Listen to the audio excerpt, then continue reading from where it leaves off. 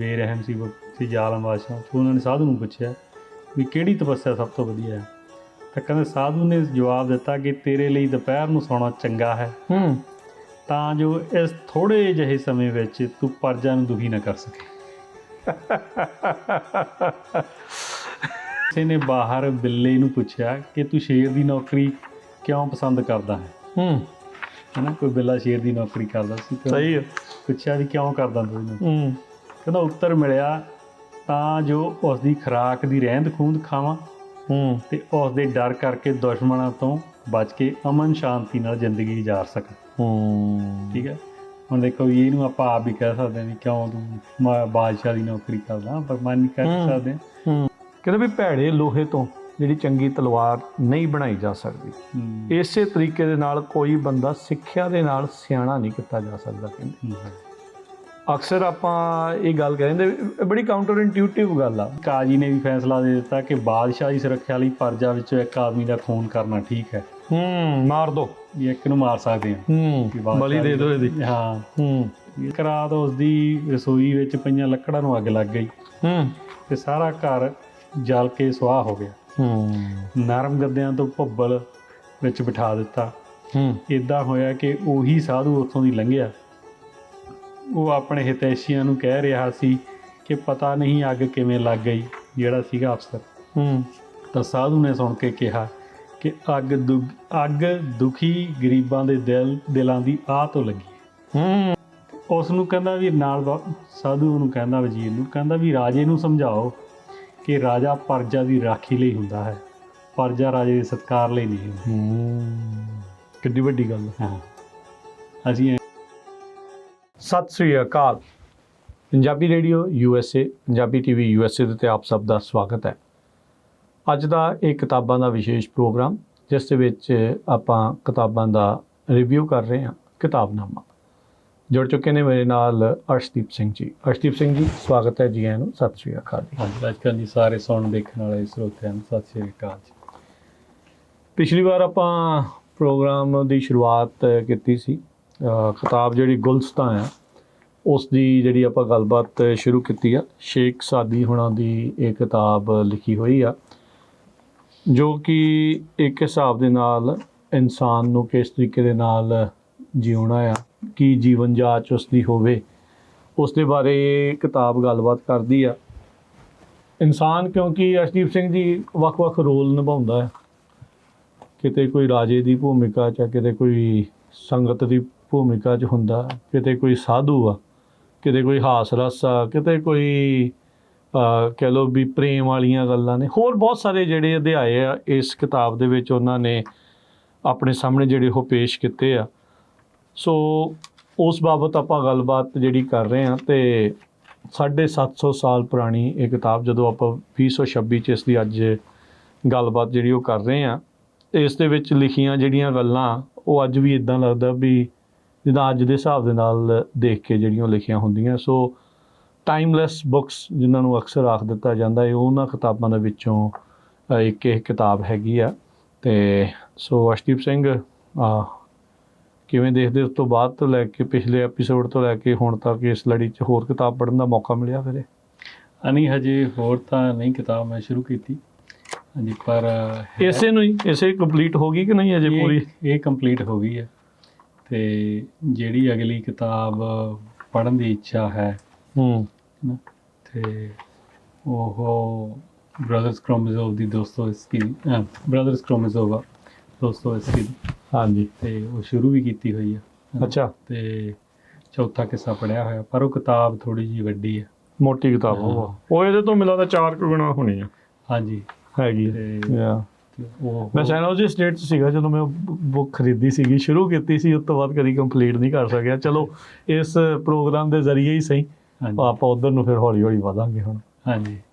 ਸੋ ਕਿਤਾਬਾਂ ਵੈਸੇ ਪੜ੍ਹਦੇ ਰਹਿਣਾ ਚਾਹੀਦਾ ਹੈ ਨਾ। ਅਤੇ ਉਸ ਦੇ ਵਿੱਚ ਜਿਵੇਂ ਸਿੱਖ ਹਿਸਟਰੀ 'ਤੇ ਵੀ ਆਪਾਂ ਪੜ੍ਹਾਂਗੇ, ਜਾਂ ਸਿੱਖ ਪੋਲੀਟਿਕਸ ਦੀਆਂ ਕਿਤਾਬਾਂ ਨੇ, ਹੈ ਨਾ। ਹਾਂਜੀ। ਅਤੇ ਉਹਨਾਂ ਦੀ ਵੀ ਇੱਕ ਬਹੁਤ ਕਿਤਾਬ ਕਾਫੀ ਚਿਰ ਦੀ ਮੈਨੂੰ ਮਿਲ ਨਹੀਂ ਰਹੀ ਸੀਗੀ, ਅਤੇ ਉਹ ਕਿਤਾਬ ਹੁਣੇ ਮਿਲੀ ਹੈ ਮੈਨੂੰ ਥੋੜ੍ਹੇ ਹਫ਼ਤੇ ਪਹਿਲਾਂ। ਅਤੇ ਉਹਦਾ ਨਾਂ ਹੈਗਾ ਆਪ ਬੀਤੀ, ਡਾਕਟਰ ਮਹਿੰਦਰ ਸਿੰਘ ਰੰਧਾਵਾ ਦੀ।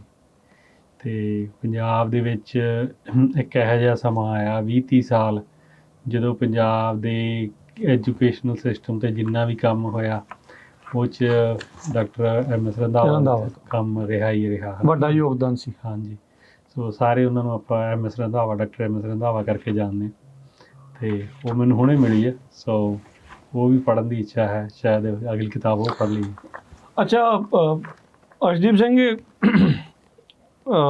ਇਹ ਜਦੋਂ ਚਲੋ ਮੰਨ ਲਓ ਇੱਕ ਇੱਛਾ ਹੁੰਦੀ ਹੈ, ਇੱਕ ਜਦੋਂ ਹੁਣ ਪ੍ਰੋਗਰਾਮ ਕਰਕੇ ਵੀ ਆਪਾਂ ਤੁਸੀਂ ਜਦੋਂ ਪੜ੍ਹਦੀ ਆ ਜਾਂ ਇਹ ਕਰਨਾ, ਓਵਰਵੈਲਮਿੰਗ ਤਾਂ ਨਹੀਂ ਲੱਗਦਾ? ਦਬਾਅ ਤਾਂ ਨਹੀਂ ਮਹਿਸੂਸ ਹੁੰਦਾ? ਇਹ ਕਿੱਦਾਂ ਮਤਲਬ ਵੀ ਹਾਂ ਹੁਣ ਆਪਾਂ ਦੱਸਣੀ ਆ, ਪੜ੍ਹਨੀ ਆ, ਫਿਰ ਕਾਹਲੀ ਤਾਂ ਨਹੀਂ ਪੈ ਜਾਈਦਾ? ਨਹੀਂ, ਆਹੋ ਚਲੋ ਇਹ ਆਪਾਂ ਵੀ ਹੁਣ ਪਹਿਲੀ ਵਾਰੀ ਹੁਣ ਤੱਕ ਤਾਂ ਜਿੰਨੀ ਵੀ ਕਿਤਾਬਾਂ ਪੜ੍ਹੀਆਂ ਉਹ ਆਪਦੇ ਲਈ ਪੜ੍ਹੀਆਂ, ਮਜ਼ੇ ਦੇ ਨਾਲ ਪੜ੍ਹੀਆਂ, ਅਤੇ ਵੀ ਜਿੰਨੀ ਕੁ ਸਮਾਂ ਸੀ ਜਾਂ ਜਿਵੇਂ ਸੀ ਉਸ ਹਿਸਾਬ ਨਾਲ ਵੀ ਪੜ੍ਹੀ ਹੈ ਨਾ। ਪਹਿਲੀ ਵਾਰ ਹੁਣ ਆਪਾਂ ਇਹ ਵੀ ਪੜ੍ਹਦੇ ਹਾਂ ਅਤੇ ਕਿਉਂਕਿ ਨੋਟਸ ਵੀ ਲਿਖਣੇ ਆ ਹੈ ਨਾ। ਜਿਵੇਂ ਹੁਣ ਬੁੱਕਸ ਦੇ ਵਿੱਚ ਕਿੰਨੇ ਟੈਗ ਲੱਗੇ ਆ, ਕਿਹੜੀਆਂ ਗੱਲਾਂ ਜਾਂ ਅੰਡਰਲਾਈਨ ਕੀਤਾ, ਸਾਈਡ 'ਤੇ ਲਿਖਿਆ, ਹਾਂ ਗੱਲਾਂ ਕਰਨੀਆਂ ਨੇ ਹੈ ਨਾ। ਜਦੋਂ ਆਪਾਂ ਆਪ ਪੜ੍ਹਦੇ ਹਾਂ ਉਦੋਂ ਨਹੀਂ ਇਹ ਕਰਦੇ ਗੇ। ਸੋ ਹੁਣ ਜਿਹੜੀ ਕਿਤਾਬ ਆਪਾਂ ਇੱਥੇ ਗੱਲਬਾਤ 'ਚ ਕਰਨੀ ਹੁੰਦੀ ਹੈ ਜਿਹਦੇ ਬਾਰੇ, ਮਗਰੋਂ ਉਹਦੇ ਲਈ ਥੋੜ੍ਹਾ ਜਿਹਾ ਸਮਾਂ ਜ਼ਿਆਦਾ ਲੱਗ ਜਾਂਦਾ ਕਿਤਾਬ ਪੜ੍ਹਨ।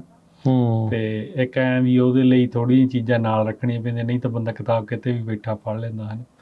ਸੋ ਇਹ ਜ਼ਰੂਰ ਆ, ਪਰ ਚਲੋ ਹਜੇ ਤਾਂ ਪਹਿਲੀ ਕਿਤਾਬ ਆ, ਕਿਵੇਂ ਓਵਰਵੈਲਮਿੰਗ ਨਹੀਂ, ਇਹ ਤਾਂ ਹੌਲੀ ਹੌਲੀ ਆਉਣ ਵਾਲੇ ਸਮੇਂ 'ਚ ਪਤਾ ਲੱਗੂਗਾ। ਅਤੇ ਪਰ ਮੈਨੂੰ ਲੱਗਦਾ ਨਹੀਂ ਵੀ ਇਹ ਸਗੋਂ ਜ਼ਿਆਦਾ ਵਧੀਆ, ਕਿਉਂਕਿ ਤੁਹਾਡੀ ਟੈਨਸ਼ਨ ਜ਼ਿਆਦਾ ਹੁੰਦੀ ਆ। ਹੁਣ ਇਹ ਵੀ ਨਾਲ ਦਿਮਾਗ 'ਚ ਚੱਲਦਾ ਹੁੰਦਾ ਵੀ ਕਿਹੜੀ ਇਹੋ ਜਿਹੀ ਚੀਜ਼ ਆ ਜਿਹੜੀ ਦੁਬਾਰਾ ਰਿਪੀਟ ਕਰਨ ਵਾਲੀ ਆ, ਅੰਡਰਲਾਈਨ ਕਰ ਲਈ ਜਾਵੇ ਜਾਂ ਦੱਸੀ ਜਾਵੇ ਕਿਸੇ ਨੂੰ ਵੀ ਹੈ ਨਾ। ਅਤੇ ਜਦੋਂ ਬੰਦਾ ਆਪ ਪੜ੍ਹਦਾ ਉਦੋਂ ਉਵੇਂ ਨਹੀਂ ਸੋਚਦਾ ਹੈਗਾ।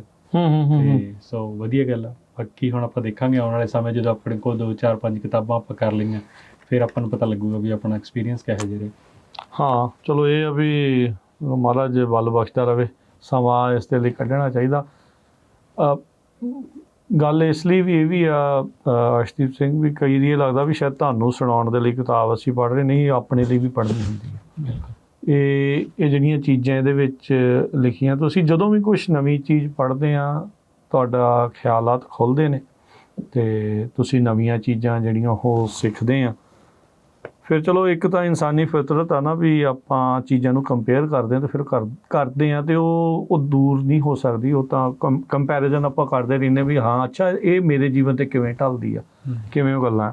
ਸੋ ਆਪਾਂ ਇਹ ਕਿਤਾਬ ਜਿਹੜੀ ਗੁਲਸਤਾਂ ਦੇ ਵੱਲ ਨੂੰ ਦੁਬਾਰਾ ਮੁੜ ਵਾਪਸੀ ਕਰਦੇ ਹਾਂ, ਗੱਲ ਕਰਦੇ ਹਾਂ ਬਾਦਸ਼ਾਹ ਦੇ ਸੁਭਾਅ ਦੇ ਬਾਰੇ ਜਿਹੜੀ ਚਰਚਾ ਚੱਲ ਰਹੀ ਸੀਗੀ ਪਿਛਲੀ ਇਹਦੀ, ਕਦੋਂ ਬੋਲਣਾ, ਨਾ ਬੋਲਣਾ, ਉਹ ਕਿਉਂ ਇੰਪੋਰਟੈਂਟ ਆ। ਸੋ ਜੇ ਥੋੜ੍ਹੀਆਂ ਜਿਹੀਆਂ ਅੱਜ ਤੁਸੀਂ ਇਸ ਦੇ ਬਾਰੇ ਸਾਨੂੰ ਹੋਰ ਦੱਸੋ ਵੀ ਬਾਦਸ਼ਾਹ ਦੇ ਸੁਭਾਅ ਬਾਰੇ ਸ਼ੇਖ ਸਾਦੀ ਹੋਰ ਕੀ ਗੱਲਾਂ ਜਿਹੜੀਆਂ ਇਸ 'ਚ ਆਖਦੇ ਨੇ। ਹਾਂਜੀ ਜੀ, ਜਦੋਂ ਆਪਾਂ ਪਿਛਲੀ ਵਾਰ ਕਿਤਾਬ ਪਿਛਲੇ ਐਪੀਸੋਡ 'ਚ ਜਿੰਨੀ ਗੱਲਬਾਤ ਆਪਣੀ ਹੋਈ ਸੀ ਉਹਦੇ 'ਚ ਆਪਾਂ ਜਿਹੜਾ ਪਹਿਲਾ ਜਿਹਦਾ ਅਧਿਆਇ ਆ ਉਹ ਆਪਾਂ ਸ਼ੁਰੂ ਕਰ ਲਿਆ ਸੀ ਬਾਦਸ਼ਾਹਾਂ ਦੇ ਸੁਭਾਅ ਬਾਰੇ। ਹਾਂਜੀ, ਪਹਿਲੇ ਜਿਹੜੇ 3 ਅਧਿਆਏ ਨੇ ਉਹ ਜ਼ਿਆਦਾ ਬੁੱਕ ਦਾ ਪਾਰਟ ਉਹੀ ਨੇ, ਉਹ ਜ਼ਿਆਦਾ ਡਿਟੇਲ 'ਚ ਲਿਖੇ ਹੋਏ ਨੇ ਬਾਦਸ਼ਾਹਾਂ ਦੇ ਸੁਭਾਅ ਬਾਰੇ, ਸਾਧੂ ਸੰਤਾਂ ਦੇ ਸੁਭਾਅ ਬਾਰੇ ਅਤੇ ਸਬਰ ਸੰਤੋਖ ਦੀ ਉੱਚਤਾ ਬਾਰੇ ਹੈ ਨਾ। ਅਤੇ ਬਾਕੀ ਜਿਹੜੇ 5 ਨੇ ਜਿਹੜੇ ਅਧਿਆਏ ਉਹ ਇੰਨੇ ਲੰਮੇ ਚੌੜੇ ਨਹੀਂ ਲਿਖੇ, ਪਰ ਇੰਪੋਰਟੈਂਟ ਨੇ। ਇੰਪੋਰਟੈਂਟ ਬਿਲਕੁਲ।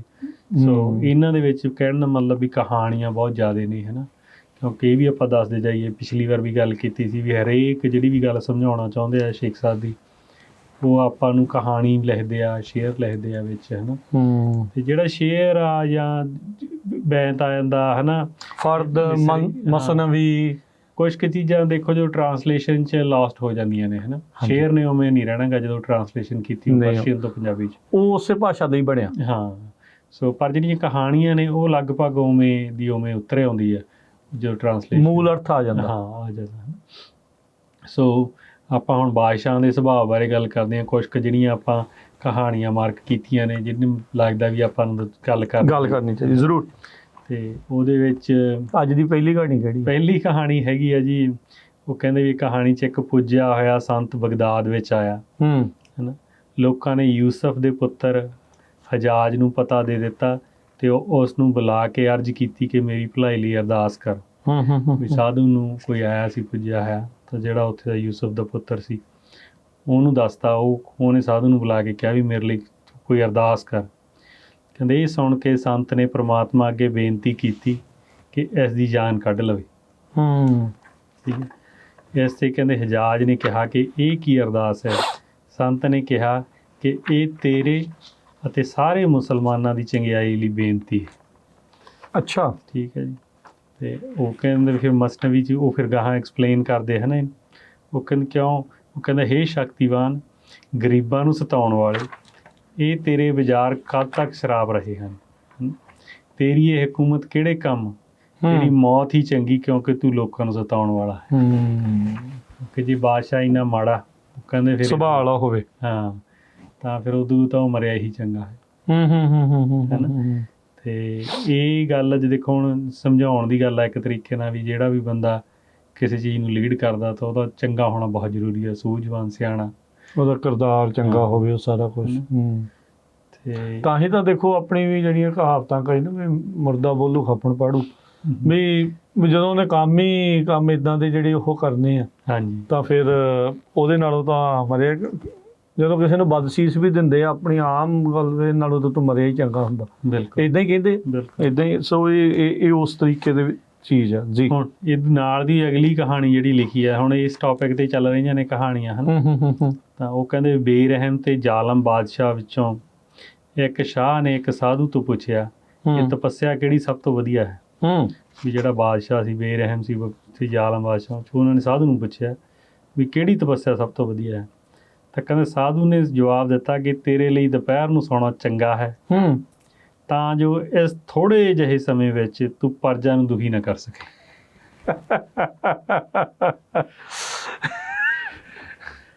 ਸਿਆਣੇ ਸੀਗੇ ਸਾਧੂ ਵੀ। ਬਿਲਕੁਲ, ਠੀਕ ਹੈ ਨੇ।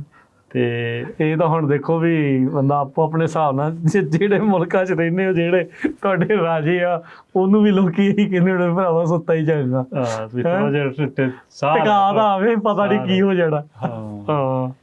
ਤੇ ਇਹਨਾਂ ਦੇਖੋ ਛੋਟੀਆਂ ਛੋਟੀਆਂ ਕਹਾਣੀਆਂ ਦੇ ਵਿੱਚ ਜਦੋਂ ਇਹ ਆਪਾਂ ਪੜ੍ਹਦੇ ਹਾਂ ਕਿਤਾਬ ਦੇ ਵਿੱਚ, ਤਾਂ ਬੰਦਾ ਰੁਕ ਜਾਂਦਾ, ਫਿਰ ਉਹਦੇ ਬਾਰੇ ਸੋਚਦਾ ਵੀ ਇਹਦਾ ਕੀ ਮਤਲਬ ਆ। ਹਾਂਜੀ, ਉਹ ਜਿੱਦਾਂ ਕੰਪੇਅਰ ਕਰਨ ਵਾਲੀ ਗੱਲ ਵੀ ਬੰਦਾ ਲਾ ਕੇ ਵੇਂਦਾ, ਅੱਛਾ ਮੇਰੀ ਜੀਵਨ ਤੇ ਕਿਵੇਂ ਢੁੱਕਦੀ ਆ। ਹੁਣ ਜਿਵੇਂ ਆਹ 4-4 5 ਇੱਕ ਪੈਰੇ ਦੀਆਂ ਕਹਾਣੀਆਂ ਨੇ, ਇਹ ਕੋਈ ਵੱਡੀ ਤਾਂ ਹੈ ਨਹੀਂ ਨਾ ਜੀ, ਪਰ ਸਿੱਖਿਆਵਾਂ ਦੇਖੋ ਕਿੱਡੀਆਂ ਕਿੱਡੀਆਂ ਦਿੱਤੀਆਂ ਇਹਨਾਂ ਨੇ ਆਪਾਂ ਨੂੰ। ਤੇ ਇਹ ਜਿਹੜੀ ਗੱਲ ਆਪਾਂ ਤੁਸੀਂ ਪਹਿਲਾਂ ਵੀ ਕਹੀ ਸੀਗੀ ਵੀ 750-800 ਸਾਲ ਪੁਰਾਣੀ ਕਿਤਾਬ ਆ, ਤੇ ਕਹਾਣੀਆਂ ਦੇ ਜਿਹੜੇ ਸਿੱਖਿਆ ਉਹ ਅੱਜ ਵੀ ਉਵੇਂ ਹੀ ਲਾਗੂ ਆ। ਇੱਥੋਂ ਇਹ ਪਤਾ ਲੱਗਦਾ ਵੀ ਇਨਸਾਨੀ ਸੁਭਾਅ ਨਹੀਂ ਚੇਂਜ ਹੋਇਆ। ਹਾਂ, ਇਨਸਾਨ ਦੀਆਂ ਜਿਹੜੀਆਂ ਅੰਦਰ ਜਿਹੜੇ ਹਿਊਮਨ ਟ੍ਰੇਟ ਲੈ ਕੇ ਤੇ ਉਹ ਜਿਹੜੀਆਂ ਚੀਜ਼ਾਂ, ਉਹਦੀਆਂ ਇੱਛਾਵਾਂ, ਉਹ ਉੱਦਾਂ ਹੀ ਚੱਲੀਆਂ ਆ ਰਹੀਆਂ। ਬਿਲਕੁਲ, ਉਦੋਂ ਤੋਂ ਲੈ ਕੇ ਹੁਣ ਤੱਕ।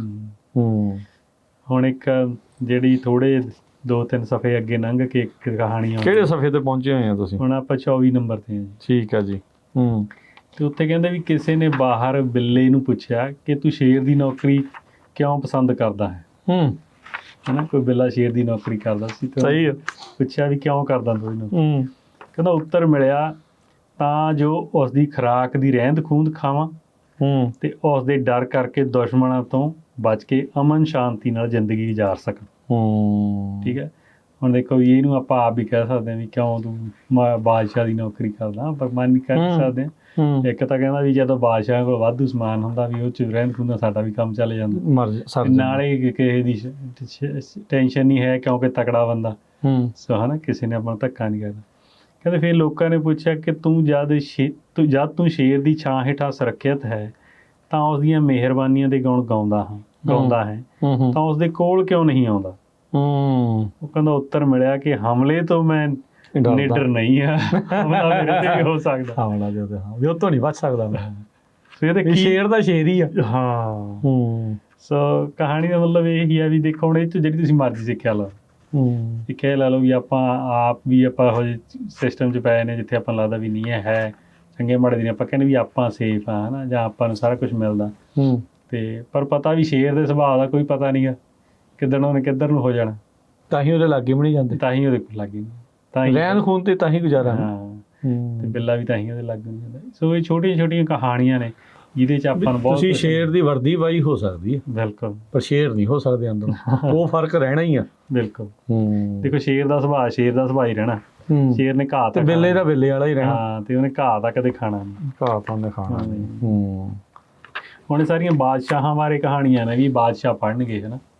ਅੱਛਾ, ਇੱਕ ਮੈਨੂੰ ਪਹਿਲਾਂ ਜਿਹੜੀ ਇੱਕ ਇਹਨਾਂ ਦੀ ਆਉਂਦੀ ਆ, ਮੈਂ ਉਹ ਜਿਹੜੀ ਪੜ੍ਹੀ ਸੀ ਕਹਿੰਦੇ ਵੀ ਭੈੜੇ ਲੋਹੇ ਤੋਂ ਜਿਹੜੀ ਚੰਗੀ ਤਲਵਾਰ ਨਹੀਂ ਬਣਾਈ ਜਾ ਸਕਦੀ, ਇਸੇ ਤਰੀਕੇ ਦੇ ਨਾਲ ਕੋਈ ਬੰਦਾ ਸਿੱਖਿਆ ਦੇ ਨਾਲ ਸਿਆਣਾ ਨਹੀਂ ਕੀਤਾ ਜਾ ਸਕਦਾ। ਕਹਿੰਦੇ ਅਕਸਰ ਆਪਾਂ ਇਹ ਗੱਲ ਕਹਿੰਦੇ, ਬੜੀ ਕਾਊਂਟਰ ਇੰਟਿਊਟਿਵ ਗੱਲ ਆ, ਮੈਂ ਤਾਂ ਇਹ ਗੱਲ ਇਹ ਕਰ ਰਿਹਾ ਵੀ ਕਈ ਚੀਜ਼ਾਂ ਇਦਾਂ ਦੀਆਂ ਵੀ ਨੇ ਵੀ ਉਹਨਾਂ ਨੇ ਨਿਚੋੜ ਤਾਂ ਇਹ ਕੱਢਿਆ ਵੀ ਤੁਸੀਂ ਹੁਣ ਸਿੱਖਿਆ ਦੇਈ ਜਾਈਏ ਕਿਸੇ ਨੂੰ, ਜੇ ਉਹ ਸਿਆਣਾ ਨਹੀਂ ਉਹਨੇ ਕਹਿੰਦੇ ਤਾਂ ਸਿਆਣਾ ਬਣ ਨਹੀਂ ਸਕਣਾ। ਵੀ ਭੈੜੇ ਲੋਹੇ ਦੀ ਜਿਹੜੀ ਆ ਉਹ ਚੰਗੀ ਤਲਵਾਰ ਨਹੀਂ ਜਿਹੜੀ ਉਹ ਬਣ ਸਕਦੀ। ਸੋ ਇਹ ਚੀਜ਼ ਆ, ਕਹਿੰਦੇ ਵੀ ਕਲਰ ਜਿਹੜਾ ਧਰਤੀ ਦੇ ਵਿੱਚ ਕਰਮ ਦਾ ਬੀਜ ਨਸ਼ਟ ਨਾ ਕਰ, ਉਹ ਸੁੰਬਲ ਨਹੀਂ ਉਗਾ ਸਕਦੀ। ਬਿਲਕੁਲ, ਵੀ ਜਿਹੜਾ ਤੁਸੀਂ ਬੀਜ ਸੁੱਟੋਗੇ, ਜਿੱਦਾਂ ਦਾ ਸੁੱਟੋਗੇ ਉਹਨੇ ਉਹੀ ਚੀਜ਼ ਜਿਹੜੀ ਉਗਣੀ ਆ, ਜੋ ਬੀਜੋਗੇ ਉਹੀ ਜਿਹੜਾ ਆ ਉੱਗੂਗਾ, ਤੇ ਉਹੀ ਜਿਹੜਾ ਇਵੈਂਚੁਅਲੀ ਤੁਹਾਨੂੰ ਵੱਢਣਾ ਜਿਹੜਾ ਉਹ ਪੈਣਾ ਆ।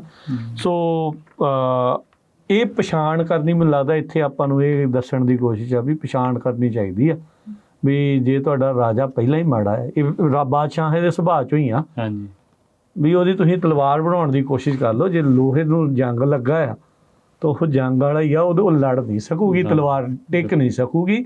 ਸੋ ਇਹ ਲੀਡਰ ਦੇ ਜਿਹੜੇ ਸੁਭਾਅ ਨੂੰ, ਉਹਦੇ ਕਿਰਦਾਰ ਨੂੰ ਵੀ ਪਛਾਣਨ ਦੀ ਗੱਲ ਹੈ। ਬਿਲਕੁਲ, ਦੇਖੋ ਲੀਡਰਾਂ ਨੂੰ ਕਿਵੇਂ ਦੇ ਹੋਣੇ ਚਾਹੀਦੇ। ਅੱਗੇ ਇਹੋ ਜਿਹੀਆਂ ਕਿਤਾਬਾਂ ਹੀ ਪੜ੍ਹਾਉਂਦੇ ਹੁੰਦੇ ਸੀ, ਹੈ ਨਾ, ਜਦੋਂ ਉਹ ਜਿਹੜੇ ਵੀ ਜਿਨ੍ਹਾਂ ਦੀ ਡਿਊਟੀ ਹੁੰਦੀ ਸੀਗੀ ਪੜ੍ਹਾਉਣ ਦੀ ਬਾਦਸ਼ਾਹਾਂ ਦੇ ਬੱਚਿਆਂ ਨੂੰ, ਹੈ ਨਾ, ਤੇ ਉਹਨਾਂ 'ਚੋਂ ਪੁਰਾਣੇ ਗ੍ਰੰਥ ਪੜ੍ਹਾਉਂਦੇ ਸੀ, ਰਾਜਨੀਤੀ ਦੇ, ਚਾਣਕਿਆ ਨੀਤੀ ਆਮ ਹੀ ਪੜ੍ਹਾਉਂਦੇ ਸੀਗੇ ਹਿੰਦੁਸਤਾਨ 'ਚ। ਤੇ ਉਹਨਾਂ ਦਾ ਇਹ ਸੀਗਾ ਵੀ ਤੁਸੀਂ ਸਿੱਖੋ ਇਹਨਾਂ ਸਾਰੀਆਂ ਚੀਜ਼ਾਂ ਤੋਂ, ਹੈ ਨਾ, ਫਿਰ ਬਾਦਸ਼ਾਹ ਬਣੂਗਾ, ਫਿਰ ਵਧੀਆ ਬਾਦਸ਼ਾਹ ਬਣੂਗਾ ਜਦੋਂ ਤੁਹਾਨੂੰ ਸਾਰੀਆਂ ਚੀਜ਼ਾਂ ਬਾਰੇ ਪਤਾ ਹੋਊਗਾ, ਹੈ ਨਾ। ਤੇ ਹੁਣ ਇੱਕ ਕਹਾਣੀ ਹੈ ਜਿਹੜੀ ਜੀ, ਇਹ ਹੈਗੀ ਹੈ, ਇੱਕ ਬਾਦਸ਼ਾਹ ਨੂੰ ਕਹਿੰਦੇ ਅਜਿਹਾ ਮਾੜਾ ਰੋਗ ਲੱਗ ਗਿਆ ਕਿ ਉਸ ਬਾਰੇ ਉਹ ਦੱਸਣਾ ਵੀ ਹੀ ਚੰਗਾ ਨਹੀਂ ਸਮਝਦਾ ਸੀ, ਹੈ ਨਾ। ਉਹਨੇ ਯੂਨਾਨ ਦੇ ਹਕੀਮਾਂ ਦੀ ਇੱਕ ਰਾਏ ਬਣ ਗਈ ਕਿ ਇਸ ਰੋਗ ਦੀ ਕੋਈ ਦਵਾਈ ਨਹੀਂ ਹੈ। ਠੀਕ ਹੈ ਜੀ, ਸਿਵਾਏ ਇੰਨੇ ਹੀ ਗੁਣਾਂ ਵਾਲੇ ਆਦਮੀ ਦੇ ਪਿੱਤੇ ਦੇ ਬਾਦਸ਼ਾਹ ਨੂੰ ਪਿੱਤਾ ਲਿਆਉਣ ਦਾ ਹੁਕਮ ਦੇ ਦਿੱਤਾ। ਮਤਲਬ ਕਹਿੰਦੇ ਵੀ ਉਹ ਕਹਿੰਦੇ ਵੀ ਜਿਹੜੇ ਹਕੀਮਾਂ ਦੀ ਰਾਏ ਬਣ ਗਈ ਵੀ ਇਹਦਾ ਕੋਈ ਇਲਾਜ ਤਾਂ ਨਹੀਂ ਗਾ, ਪਰ ਕੋਈ ਇਹੋ ਜਿਹਾ ਜਿਹਨੂੰ ਕੋਈ ਇਹੋ ਜਿਹੀ ਬਿਮਾਰੀ ਲੱਗੀ ਹੋਵੇ, ਕੋਈ ਉਹੋ ਜਿਹਾ ਬੰਦਾ ਲਿਆਂਦਾ ਜਾਵੇ, ਉਹਨੂੰ ਮਾਰ ਕੇ ਉਹਦਾ ਜਿਹੜਾ ਪਿੱਤਾ ਉਹ ਬੇਸਿਕਲੀ ਬਦਲਿਆ ਜਾਵੇ, ਤੇ ਤਾਂ ਉਹ ਹੋ ਸਕਦਾ ਹਨ। ਤੇ ਕਹਿੰਦੇ ਵੀ ਇੱਕ ਦਿਨ ਇੱਕ ਕਿਸਾਨ ਦੇ ਪੁੱਤਰ ਨੂੰ ਲੈ ਆਏ, ਜਿਸ ਵਿੱਚ ਉਸ ਰੋਗੀ ਵਾਲੇ ਚਿੰਨ੍ਹ ਸਨ ਜੋ ਯੂਨਾਨੀ ਹਕੀਮਾਂ ਨੇ ਪਰਖੇ ਸਨ। ਮੁੰਡੇ ਦੇ ਮਾਪਿਆਂ ਨੂੰ ਸੱਦ ਕੇ ਬੇਅੰਤ ਦੌਲਤ ਦੇ ਕੇ ਉਸ ਨੂੰ ਰਜਾਮੰਦ ਕਰ ਲਿਆ ਉਹਨਾਂ ਨੇ, ਵੀ ਤੇਰਾ ਪਿੱਤਾ ਕੱਢ ਲੈਣਾ ਤੇ ਗੁਰਦਾ ਲੈ ਜਾਣਾ, ਤੇਰਾ ਬੱਚੇ ਨੂੰ ਲੈ ਜਾਣਾ, ਹੈ ਨਾ। ਤੇ ਵੀ ਕਹਿੰਦੇ ਕਾਜੀ ਨੇ ਵੀ ਫੈਸਲਾ ਦੇ ਦਿੱਤਾ ਕਿ ਬਾਦਸ਼ਾਹੀ ਸੁਰੱਖਿਆ ਲਈ ਪ੍ਰਜਾ ਵਿੱਚੋਂ ਇੱਕ ਆਦਮੀ ਦਾ ਖੂਨ ਕਰਨਾ ਠੀਕ ਹੈ। ਮਾਰ ਦੋ, ਵੀ ਇੱਕ ਨੂੰ ਮਾਰ ਸਕਦੇ ਹਾਂ, ਬਲੀ ਦੇ ਦਿਓ ਇਹਦੀ। ਹਾਂ, ਠੀਕ ਹੈ ਜੀ। ਤੇ ਕਹਿੰਦੇ ਜਦੋਂ ਜਲਾਦ ਨੇ ਮਾਰਨ ਦਾ ਇਰਾਦਾ ਕੀਤਾ ਤਾਂ ਮੁੰਡਾ ਕਹਿੰਦੇ ਅਸਮਾਨ ਵੱਲ ਆਪਣਾ ਸਿਰ ਉੱਪਰ ਕਰਕੇ ਹੱਸਣ ਲੱਗ ਪਿਆ। ਤਾਂ ਬਾਦਸ਼ਾਹ ਨੇ ਹੱਸਣ ਦਾ ਕਾਰਨ ਪੁੱਛਿਆ ਤਾਂ ਉਸਨੇ ਉੱਤਰ ਦਿੱਤਾ ਕਿ ਪੁੱਤਰ ਦਾ ਨਖਰਾ ਮਾਪਿਆਂ 'ਤੇ ਹੁੰਦਾ। ਠੀਕ ਆ, ਜਿਹੜਾ ਵੀ ਪੁੱਤਰ ਦੀ ਜਿਹੜੀ ਵੀ ਚੀਜ਼ਾਂ ਕਰਦਾ ਬੰਦਾ, ਆਦਤਾਂ ਕਹਿ ਲਓ, ਹਾਂ, ਜਾਂ ਜੇ ਕੋਈ ਵੀ ਚੀਜ਼ਾਂ ਉਹਦੇ ਚਾਅ ਹੁੰਦੇ ਉਹ ਮਾਪਿਆਂ 'ਤੇ ਡਿਪੈਂਡ ਕਰਦੇ। ਤੇ ਉਹ ਕਹਿੰਦੇ ਵੀ ਜਿਹੜਾ ਝਗੜਾ ਪੁੱਤਰ ਦਾ ਨਖਰਾ ਮਾਪਿਆਂ 'ਤੇ ਹੁੰਦਾ, ਤੇ ਝਗੜਾ ਕਾਜ਼ੀਆਂ ਅੱਗੇ ਲਿਆਂਦਾ ਜਾਂਦਾ ਹੈ, ਤੇ ਇਨਸਾਫ ਬਾਦਸ਼ਾਹ ਤੋਂ ਮੰਗੀਦਾ ਹੈ। ਤਿੰਨ ਚੀਜ਼ਾਂ ਵਿੱਚ ਪੁੱਤਰ ਦਾ ਉਹ ਕਹਿੰਦਾ ਵੀ ਜਿਹੜੇ ਨਖਰਾ ਮਾਪਿਆਂ 'ਤੇ, ਹਾਂ, ਤੇ ਜਿਹੜਾ ਝਗੜਾ ਉਹ ਕਾਜ਼ੀ ਸੁਲਝਾਉਂਦਾ, ਤੇ ਇਨਸਾਫ ਬਾਦਸ਼ਾਹ ਤੋਂ। ਠੀਕ ਹੈ, ਉਹ ਕਹਿੰਦਾ ਮੇਰੇ ਮਾਪਿਆਂ ਨੇ ਪੈਸੇ ਖਾਤਰ ਮੈਨੂੰ ਮੌਤ ਦੇ ਕਾਬੂ ਕਰਵਾ ਦਿੱਤਾ, ਤੇ ਕਾਜ਼ੀ ਨੇ ਕਤਲ ਦਾ ਹੁਕਮ ਸੁਣਾ ਦਿੱਤਾ, ਤੇ ਬਾਦਸ਼ਾਹ ਆਪਣੀ ਭਲਾਈ ਮੇਰੀ ਮੌਤ ਵਿੱਚ ਵੇਖਦਾ ਹੈ। ਤੇ ਕਹਿੰਦਾ ਪਰ ਹੁਣ ਪਰਮਾਤਮਾ ਤੋਂ ਬਿਨਾਂ ਮੇਰੀ ਕੋਈ ਸੁਣਵਾਈ ਨਹੀਂ, ਹੁਣ ਪਰਮਾਤਮਾ ਅੱਗੇ ਅਰਦਾਸ ਕਰਾਂਗਾ। ਤੇ ਕਹਿੰਦੇ ਵੀ ਉੱਥੇ ਫਿਰ ਬਾਦਸ਼ਾਹ ਤੇ ਇਸ ਗੱਲ ਦਾ ਇੰਨਾ ਪ੍ਰਭਾਵ ਪਿਆ ਕਿ ਉਹਦੀ ਅੱਖਾਂ ਵਿੱਚ ਹੰਝੂ ਆ ਗਏ। ਉਸਨੇ ਕਿਹਾ ਕਿ ਅਜਿਹੇ ਬੇਗੁਨਾਹ ਬੱਚੇ ਨਾਲੋਂ ਮੇਰਾ ਮਰਨਾ ਚੰਗਾ ਹੈ। ਇੱਥੇ ਬਾਦਸ਼ਾਹ ਇਨਸਾਫ ਕਰ ਗਿਆ। ਹਾਂ, ਫਿਰ ਇਹ ਹੁਣ ਸਮਝ ਗਿਆ। ਐਗਜ਼ਾਮਪਲਾਂ ਦਿੱਤੀਆਂ ਸਾਰੀਆਂ ਵੀ ਕਿਹੋ ਜਿਹੇ ਚੰਗੇ ਵੀ ਹੁੰਦੇ ਆ, ਮਾੜੇ ਵੀ ਹੁੰਦੇ ਆ, ਹੈ ਨਾ। ਗੱਲ ਤਾਂ ਸਮਝਾਉਣ ਦੀ ਹੈ ਵੀ ਜੇ ਹੁਣ ਕਿਸੇ ਨੂੰ ਮਾਰ ਕੇ ਬਾਦਸ਼ਾਹ ਦੀ ਉਮਰ ਵਧਾਵੇ ਤਾਂ ਪ੍ਰਜਾ ਨੂੰ ਤਾਂ ਇਹ ਚੰਗੀ ਗੱਲ ਨਹੀਂ ਹੈ, ਇਨਸਾਫ ਨਹੀਂ। ਹਾਂ, ਪਰ ਇੱਥੇ ਇਹ ਵੀ ਨਾਲ ਬਾਟਮ ਲਾਈਨ ਵਿੱਚ ਇਹ ਵੀ ਗੱਲ ਅਰਸ਼ਦੀਪ ਸਿੰਘ ਵੀ ਉਹ ਵੀ ਕਹਿੰਦੇ ਵੀ ਜਦੋਂ ਸਾਰੇ ਦਰਵਾਜ਼ੇ ਬੰਦ ਹੁੰਦੇ ਆ ਤਾਂ ਫਿਰ ਰੱਬ ਦੇ ਅੱਗੇ ਹੀ ਅਰਦਾਸ ਹੁੰਦੀ ਹੈ। ਹਾਂਜੀ, ਇਹ ਪਹਿਲਾਂ ਵੀ ਇੱਕ ਆਪਾਂ ਕਹਾਣੀ ਪੜ੍ਹੀ ਸੀਗੀ, ਉਹਦੇ 'ਚ ਵੀ ਇਹੀ ਕਿਹਾ ਸੀਗਾ ਵੀ ਜਦੋਂ ਸਾਰਾ ਕੁਝ ਹੀ ਬੰਦ ਹੋ ਜਾਂਦਾ ਫਿਰ ਪਰਮਾਤਮਾ ਅੱਗੇ ਅਰਦਾਸ ਕਰਨ ਲੱਗ ਜਾਂਦਾ ਬੰਦਾ, ਜਾਂ ਲੜਨ ਲੱਗ ਗਿਆ ਤਾਂ ਤਲਵਾਰ ਚੱਕ ਲੈਂਦਾ। ਤੇ ਇਹਦੇ ਵਿੱਚ ਮੈਂ ਇੱਕ ਕਹਾਣੀ ਪੜ੍ਹੀ, ਮੈਂ ਤੁਹਾਡੇ ਨਾਲ ਇਹ ਵੀ ਸ਼ੇਅਰ ਕਰਦਾ, ਜਿਹੜੀ ਮੈਨੂੰ ਲੱਗਾ ਵੀ ਇਹ ਵੀ ਜ਼ਰੂਰੀ ਆ। ਵੀ ਕਹਿੰਦੇ ਵੀ ਜਿਹੜਾ ਬਾਦਸ਼ਾਹ ਗਰੀਬਾਂ ਤੇ ਕਮਜ਼ੋਰਾਂ ਤੇ ਜ਼ੁਲਮ ਕਰਦਾ ਆ, ਔਕੜ ਆਉਣ ਤੇ ਉਸਦੇ ਦੋਸਤ ਮਿੱਤਰ ਵੀ ਉਸਦੇ ਵੈਰੀ ਬਣ ਜਾਂਦੇ ਨੇ। ਇਹ ਆਪਾਂ ਅੱਜ ਦੇ ਸਮੇਂ 'ਚ ਦੇਖ ਰਹੇ ਹਾਂ ਜੀ। ਬਿਲਕੁਲ ਠੀਕ ਹੈ ਨਾ। ਸੋ ਕਹਿੰਦੇ ਵੀ ਸੋ ਪ੍ਰਜਾ ਨੂੰ ਸਦਾ ਸ਼ਾਂਤ ਰੱਖ ਕੇ ਜੰਗ ਵੱਲ ਟਿਕ ਕੇ ਬੈਠ, ਕਿਉਂਕਿ ਨਿਆਂਪਾਲਕ ਰਾਜੇ ਦੀ ਪ੍ਰਜਾ ਹੀ ਉਸ ਦੀ ਫੌਜ ਹੁੰਦੀ ਹੈ। ਸੋ ਗਰੀਬਾਂ ਦਾ ਖਿਆਲ ਰੱਖ ਤੇ ਸਮੇਂ ਦੀ ਧੱਕੇਸ਼ਾਹੀ ਤੋਂ ਡਰ। ਸੋ ਕਹਿੰਦੇ ਵੀ ਇੱਕ ਬਾਦਸ਼ਾਹ ਇੱਕ ਪੱਕੇ ਸੇਵਕ ਨਾਲ ਕਿਸ਼ਤੀ ਵਿੱਚ ਬੈਠਾ ਸੀ। ਸੇਵਕ ਨੇ ਪਹਿਲਾਂ ਕਦੇ ਦਰਿਆ ਨਹੀਂ ਸੀ ਦੇਖਿਆ ਤੇ ਨਾ ਹੀ ਉਸਨੂੰ ਕਿਸ਼ਤੀ ਦੀਆਂ ਔਕੜਾਂ ਦਾ ਪਤਾ ਸੀ। ਉਹਨੇ ਰੋਣਾ ਪਿੱਟਣਾ ਕੰਬਣਾ ਸ਼ੁਰੂ ਕਰ ਦਿੱਤਾ। ਉਹਨੂੰ ਦੇਖ ਕੇ ਬਾਦਸ਼ਾਹ ਦੀ ਖੁਸ਼ੀ ਵਿੱਚ ਫਰਕ ਆ ਗਿਆ ਤੇ ਉਸ ਤੋਂ ਸਿਆ ਨਾ ਗਿਆ ਤੇ ਨਾ ਹੀ ਕੋਈ ਇਲਾਜ ਹੀ ਸੁੱਝਿਆ। ਨਾਲ ਹੀ ਕਿਸ਼ਤੀ ਵਿੱਚ ਬੈਠੇ ਇੱਕ ਸਿਆਣੇ ਨੇ ਬੇਨਤੀ ਕੀਤੀ, ਜੇ ਹੁਕਮ ਹੋਵੇ ਮੈਂ ਇਸ ਨੂੰ ਚੁੱਪ ਕਰਾ ਦੇਵਾਂ। ਬਾਦਸ਼ਾਹ ਨੇ ਪ੍ਰਵਾਨ ਕਰਦਿਆਂ ਕਿਹਾ, ਤੇਰੀ ਬੜੀ ਮਿਹਰਬਾਨੀ ਹੋਵੇਗੀ। ਸਿਆਣੇ ਨੇ ਉਸਨੂੰ ਦਰਿਆ ਵਿੱਚ ਲਟਕਾ ਕੇ ਕਈ ਗੋਤੇ ਦਿੱਤੇ ਤੇ ਫਿਰ ਪਤਵਾਰ ਨਾਲ ਬੰਨ੍ਹ ਦਿੱਤਾ। ਪਾਣੀ ਵਿੱਚ ਕਾਫੀ ਚਿਰ ਖੱਜਲ ਹੋਣ ਉਪਰੰਤ ਜਦੋਂ ਬਾਹਰ ਨਿਕਲਿਆ ਤਾਂ ਚੁੱਪ ਕਰਕੇ ਕਿਸ਼ਤੀ ਦੀ ਇੱਕ ਨੁੱਕਰ ਵਿੱਚ ਬੈਠ ਗਿਆ। ਬਾਦਸ਼ਾਹ ਨੇ ਹੈਰਾਨ ਹੋ ਕੇ ਉਸ ਨੂੰ ਚੁੱਪ ਹੋਣ ਦਾ ਕਾਰਨ ਪੁੱਛਿਆ। ਸਿਆਣੇ ਨੇ ਆਖਿਆ ਕਿ ਪਹਿਲਾਂ ਉਸਨੇ ਡੁੱਬਣ ਦੀ ਤਕਲੀਫ ਨਹੀਂ ਸੀ ਦੇਖੀ, ਕਿਸ਼ਤੀ ਵਿੱਚ ਬੈਠਣ ਦੇ ਢੰਗ ਨੂੰ ਨਹੀਂ ਸੀ ਜਾਣਦਾ। ਆਰਾਮ ਦੀ ਕਦਰ ਉਹ ਜਾਣਦਾ ਹੈ ਜਿਸ ਨੇ ਦੁੱਖ ਨੂੰ ਹੰਢਾਇਆ ਹੋਵੇ। ਕੋਈ ਹੁਣ ਉਹਨੇ ਉਹ ਦੇਖ ਲਿਆ ਥੱਲੇ ਪਾਣੀ 'ਚ ਗੋਤਾ ਖਾ ਕੇ ਵੀ ਕੀ ਮੈਂ ਬਚ ਸਕਦਾ, ਹਾਂ, ਤੇ ਵੀ ਕੀ ਔਖਿਆਈ ਹੈ ਜਿੱਥੇ ਹੁਣ ਕਿਸ਼ਤੀ 'ਚ ਬੈਠਾ ਆਰਾਮ ਨਾਲ ਬੈਠਾ।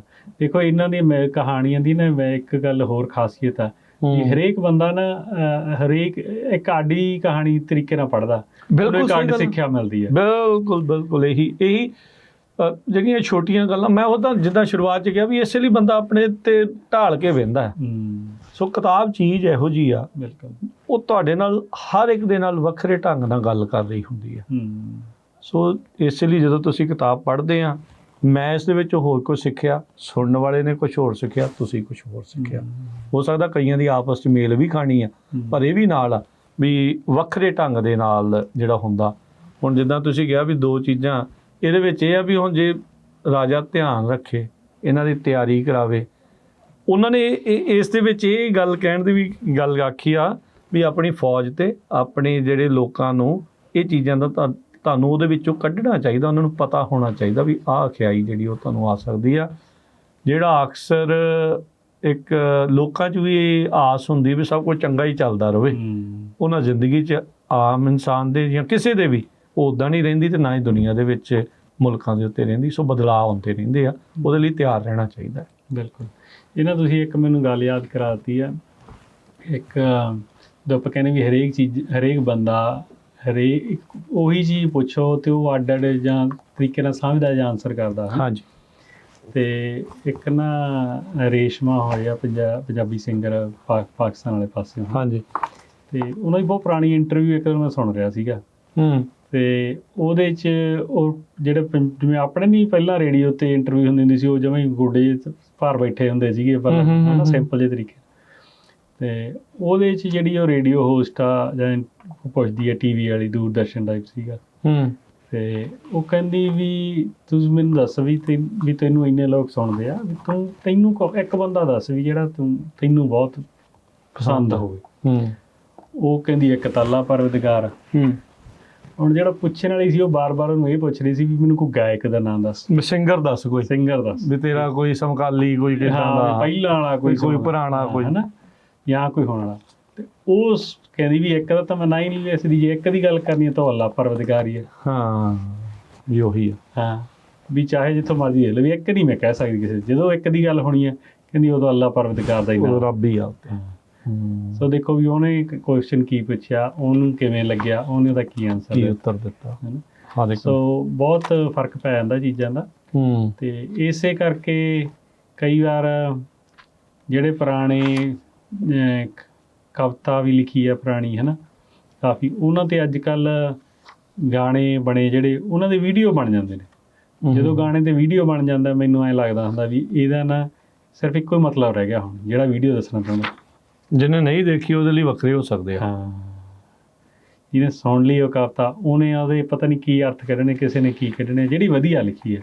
ਠੀਕ ਹੈ, ਜਦੋਂ ਉਹਦਾ ਕੋਈ ਵੀਡੀਓ ਬਣਾ ਕੇ ਦੇ ਦਿੰਦੇ ਆ, ਫਿਰ ਜਦੋਂ ਬੰਦਾ ਵੀ ਪਹਿਲੀਏ ਸੁਣਿਆ ਨਹੀਂ ਹੁੰਦਾ ਨਾਲ ਵੀਡੀਓ ਦੇਖਦਾ ਤਾਂ ਉਹਨੂੰ ਬਸ ਇਹੀ ਪਤਾ ਲੱਗਦਾ ਵੀ ਆਹ ਅੱਛਾ ਇਹਦਾ ਆਹ ਮਤਲਬ ਕਹਿਣਾ ਹੀ ਚਾਹੁੰਦਾ। ਫਿਰ ਜਿਹੜੀ ਤੁਹਾਡੀ ਥਾਟ ਦੀ ਫਰੀਡਮ ਉੱਥੇ ਹੀ ਖਤਮ ਹੋ ਜਾਂਦੀ ਹੈ। ਹਾਂਜੀ, ਉਹ ਤੁਹਾਡੇ ਤੇ ਥੋਪ ਦਿੱਤਾ ਗਿਆ।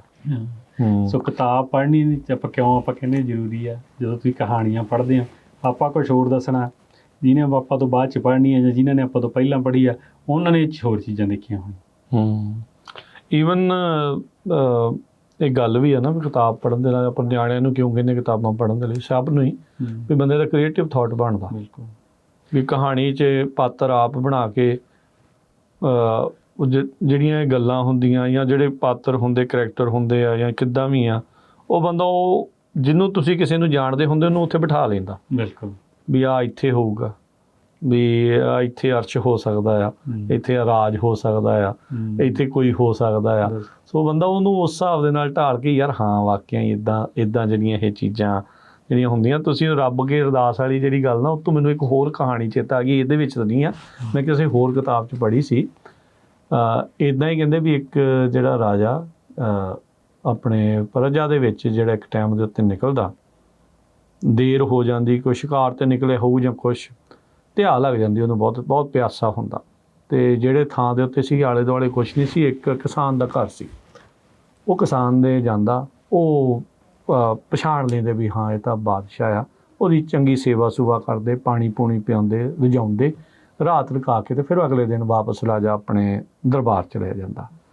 ਉਹ ਕਹਿੰਦਾ ਵੀ ਅੱਜ ਤੋਂ ਤੂੰ ਮੇਰਾ ਹੁਣ ਦੋਸਤ ਆ, ਵੀ ਜੇ ਤੈਨੂੰ ਕਦੀ ਵੀ ਕਿਤੇ ਵੀ ਕੋਈ ਲੋੜ ਪਵੇ ਤਾਂ ਮੇਰੇ ਕੋਲ ਆਈ। ਕੁਛ ਕੁ ਸਾਲਾਂ ਦੇ ਵਿੱਚ ਔੜ ਪੈ ਜਾਂਦੀ, ਵੀ ਸੋਕਾ ਪੈ ਜਾਂਦਾ, ਉਹ ਅਨਾਜ ਨਹੀਂ ਉਗਾ ਪਾਉਂਦੇ, ਕੰਮ ਕਾਫੀ ਖਰਾਬ ਹੋ ਜਾਂਦਾ। ਉਹਦੀ ਘਰ ਵਾਲੀ ਕਹਿੰਦੀ ਵੀ ਤੇਰੇ ਕੋਲ ਤਾਂ ਤੇਰਾ ਰਾਜਾ ਮਿੱਤਰ ਆ, ਵੀ ਉਹਨੂੰ ਕਿਹਾ ਵੀ ਕੋਈ ਮਦਦ ਕਰੇ ਮੇਰੀ, ਕਿ ਆਪਣੀ ਸਾਡੀ ਕੋਈ ਮਦਦ ਕਰੇ। ਉਹ ਕੁਛ ਦਿਨ ਲਾ ਲੂ ਕੇ ਉਹਦੇ ਦਰਬਾਰ ਤਾਈਂ ਪਹੁੰਚਦਾ, ਉਹਨੂੰ ਦੱਸਦੇ ਹਾਂ ਵੀ ਉਹ ਫਲਾਨਾ ਆਇਆ, ਕਹਿੰਦੇ ਵੀ ਆ ਜਾਓ, ਕੋਈ ਨਹੀਂ ਠੀਕ ਆ। ਕਹਿੰਦਾ ਵੀ ਕੋਈ ਨਹੀਂ, ਤੁਸੀਂ ਦੇਖੋ ਸਾਰਾ ਕੁਛ, ਵੀ ਹੁਣ ਆਪਾਂ ਸਾਰਾ ਅੱਜ ਦੀ ਕਾਰਵਾਈ ਕਰਕੇ ਤਿੰਨ ਰਾਤ ਨਾਲ ਆਪਾਂ ਗੱਲ ਕਰਦੇ ਹਾਂ। ਉਹ ਸਾਰੀਆਂ ਚੀਜ਼ਾਂ ਜਿਹੜਾ ਉਹ ਕਰਤਾ, ਕੋਈ ਨਿਆਂ ਮੰਗ ਰਿਹਾ, ਕੋਈ ਕਿਸੇ ਨੂੰ ਕਰ ਰਿਹਾ, ਕੋਈ ਕੁਛ ਕਰ ਰਿਹਾ, ਰਾਜਾ ਉਹ ਸਾਰੀਆਂ ਚੀਜ਼ਾਂ ਕਰ ਦਿੰਦਾ। ਫਿਰ ਰਾਤ ਨੂੰ ਜਦੋਂ ਬੈਠਦੇ ਵੀ ਆ ਜਾਓ ਹੁਣ ਆਪਾਂ ਭੋਜਨ ਕਰਦੇ ਹਾਂ।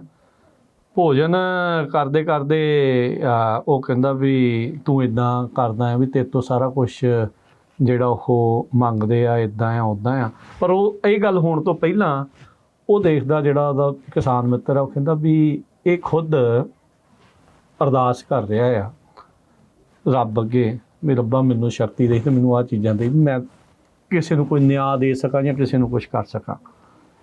ਅਤੇ ਉਹਨੂੰ ਪੁੱਛਦਾ ਵੀ ਅੱਛਾ ਇੱਦਾਂ ਕਿਉਂ? ਕਹਿੰਦਾ ਵੀ ਦੇਣ ਵਾਲਾ ਤਾਂ ਉਹੀ, ਵੀ ਮੈਂ ਤਾਂ ਚਲੋ ਉਹਦਾ ਇੱਕ ਹੈਗਾ ਆ। ਉਹ ਫਿਰ ਉੱਦਾਂ ਹੀ ਰੋਟੀ ਪਾਣੀ ਕਰਕੇ ਗੱਲਾਂ ਬਾਤਾਂ ਕਰਕੇ ਵਾਪਸ ਚੱਲ ਜਾਂਦਾ, ਆਪਣਾ ਦੁੱਖ ਨਹੀਂ ਦੱਸਦਾ। ਘਰ ਪਹੁੰਚਦਾ ਅਤੇ ਉਹਦੀ ਘਰ ਵਾਲੀ ਕਹਿੰਦੀ ਵੀ ਹਾਂ ਭਾਈ ਤੂੰ ਕਹਿ ਕੇ ਆਇਆ ਕੁਛ ਅਨਾਜ ਜਾਂ ਕੁਛ ਲੈ ਕੇ ਆਇਆ? ਕਹਿੰਦਾ ਉਹ ਤਾਂ ਆਪ ਮੰਗਦਾ, ਉਹਨੇ ਕਿ ਮੈਨੂੰ ਦੇ। ਵੀ ਮੈਂ ਹੁਣ ਜੇ ਮੰਗਣਾ ਤਾਂ ਰੱਬ ਕੋਲੋਂ ਹੀ ਮੰਗਣਾ। ਬਿਲਕੁਲ, ਵੀ ਅਕਸਰ ਆਪਾਂ ਇਹ ਡੋਲ ਜਾਂਦੇ ਆ, ਅਕਸਰ ਇਹ ਕਰ ਦਿੰਦੇ ਵੀ ਸ਼ਾਇਦ ਮੈਨੂੰ ਕੋਈ ਜਣਾ ਕੁਛ ਦੇ ਦੂਗਾ, ਪਰ ਅਸਲ 'ਚ ਜਿਹੜੀ ਗੱਲ ਆ ਵੀ ਉਹ ਉਸੇ ਦਰਗਾਹ ਤੋਂ, ਉਸੇ ਰੱਬ ਤੋਂ ਹੀ ਜਿਹੜੀ ਉਹ ਹੋਣੀ ਆ। ਸਮਝਣ ਵਾਲਾ ਜਿਹੜਾ ਉਹ ਸਮਝ ਗਿਆ। ਬਿਲਕੁਲ। ਹੁਣ ਅਗਲੀ ਕਹਾਣੀ ਵੱਲ ਚੱਲੀਏ ਜੀ। ਜ਼ਰੂਰ, ਆਪਾਂ ਖੱਬੇ ਸੱਜੇ ਵੀ ਹੋ ਜਾਈਦਾ ਆ ਨਾਲ, ਇੱਦਾਂ ਵੀ ਜਿਹੜੀਆਂ ਗੱਲਾਂ ਚੇਤੇ ਆ ਜਾਂਦੀਆਂ, ਫਿਰ ਹੁੰਦਾ ਵੀ ਚੱਲ ਇਹ ਵਿਚਾਰ ਨਾਲ ਹੀ ਸਾਂਝ ਪਾ ਲਈਏ। ਨਹੀਂ, ਬਿਲਕੁਲ। ਕਹਿੰਦੇ ਵੀ ਕਹਾਣੀ ਹੈ, ਇੱਕ ਜ਼ਾਲਮ ਅਫਸਰ ਬਾਰੇ ਕਿਹਾ ਜਾਂਦਾ ਕਿ ਉਹ ਗਰੀਬਾਂ ਨੂੰ ਡਰਾ ਧਮਕਾ ਕੇ ਲੱਕੜਾਂ ਮੁੱਲ ਲੈ ਕੇ ਅਮੀਰਾਂ ਨੂੰ ਮਹਿੰਗੇ ਮੁੱਲ ਵਿੱਚ ਵੇਚ ਦਿੰਦਾ ਸੀ। ਅੱਛਾ। ਕਿ ਇੱਕ ਸਾਧੂ ਨੇ ਉਸ ਨੂੰ ਕਿਹਾ ਕਿ ਤੂੰ ਸੱਪ ਹੈ ਕਿ ਜਿਸ ਨੂੰ ਵੇਖਦਾ ਡਸ ਦਿੰਦਾ ਹੈ, ਜਾਂ ਉੱਲੂ ਹੈ ਕਿ ਜਿੱਥੇ ਬੈਠਦਾ ਹੈ ਉਜਾੜਾ ਕਰ ਦਿੰਦਾ ਹੈ। ਤੇ ਕਹਿੰਦੇ ਵੀ ਜਿਹੜਾ ਉਹ ਫਿਰ ਉਹ ਜਿਹੜਾ ਅਫਸਰ ਹੁੰਦਾ ਜਾਂ ਉਹ ਕਹਿੰਦਾ ਵੀ ਉਸਨੂੰ ਸਾਧੂ ਦੀ ਗੱਲ ਸੁਣ ਕੇ ਗੁੱਸਾ ਆ ਗਿਆ। ਠੀਕ ਹੈ ਜੀ। ਤੇ ਮੈਨੂੰ ਸੱਪ ਜਾਂ ਉੱਲੂ ਕਿਉਂ ਕਹਿ ਤਾ? ਹੂੰ ਤੇ ਉਹ ਕਹਿੰਦਾ ਵੀ ਸਾਧੂ ਫਿਰ ਉਹਨੂੰ ਕਹਿੰਦਾ ਵੀ ਤੇਰਾ ਜ਼ੋਰ ਮੇਰੇ ਤੇ ਤਾਂ ਚੱਲ ਸਕਦਾ ਪਰ ਉਸ ਘਟ ਦੀ ਜਾਣਨ ਵਾਲੇ ਪ੍ਰਭੂ ਤੇ ਨਹੀਂ ਚੱਲ ਸਕਦਾ। ਹੂੰ ਤੇ ਕਹਿੰਦਾ ਵੀ ਇੰਨੇ ਨੂੰ ਸਾਧੂ ਨੂੰ ਹੋਰ ਉਹ ਜਿਹੜਾ ਸੀਗਾ ਅਫਸਰ ਉਹਨੂੰ ਗੁੱਸਾ ਆਇਆ ਤੇ ਉਹਨੇ ਇੱਕ ਚਲੋ ਉਹ ਤੋਂ ਮੂੰਹ ਫੇਰ ਲਿਆ, ਉਹਨੂੰ ਪਾਸੇ ਕਰ ਦਿੱਤਾ ਹੈ ਨਾ। ਹੂੰ ਤੇ ਕਹਿੰਦੇ ਵੀ ਇੱਕ ਰਾਤ ਉਸਦੀ ਰਸੋਈ ਵਿੱਚ ਪਈਆਂ ਲੱਕੜਾਂ ਨੂੰ ਅੱਗ ਲੱਗ ਗਈ ਹੂੰ ਤੇ ਸਾਰਾ ਘਰ ਜਲ ਕੇ ਸੁਆਹ ਹੋ ਗਿਆ। ਹੂੰ ਨਰਮ ਗੱਦਿਆਂ ਤੋਂ ਭੱਬਲ ਵਿੱਚ ਬਿਠਾ ਦਿੱਤਾ। ਹੂੰ ਇਦਾਂ ਹੋਇਆ ਕਿ ਉਹੀ ਸਾਧੂ ਉੱਥੋਂ ਦੀ ਲੰਘਿਆ। ਉਹ ਆਪਣੇ ਹਿਤੈਸ਼ੀਆਂ ਨੂੰ ਕਹਿ ਰਿਹਾ ਸੀ ਕਿ ਪਤਾ ਨਹੀਂ ਅੱਗ ਕਿਵੇਂ ਲੱਗ ਗਈ, ਜਿਹੜਾ ਸੀਗਾ ਅਫਸਰ। ਹੂੰ ਤਾਂ ਸਾਧੂ ਨੇ ਸੁਣ ਕੇ ਕਿਹਾ ਕਿ ਅੱਗ ਦੁਖੀ ਗਰੀਬਾਂ ਦੇ ਦਿਲਾਂ ਦੀ ਆਹ ਤੋਂ ਲੱਗੀ ਹੈ। ਹਾਏ ਲੱਗ ਗਈ ਤੈਨੂੰ। ਹਾਂ ਆਹ ਲੱਗ ਗਈ। ਹੂੰ ਆਪਾਂ ਕਹਿੰਦੇ ਹੁੰਦੇ ਵੀ ਕਿਸੇ ਦੀ ਦੁਰਸੀਸ ਨਾ ਲਾਓ।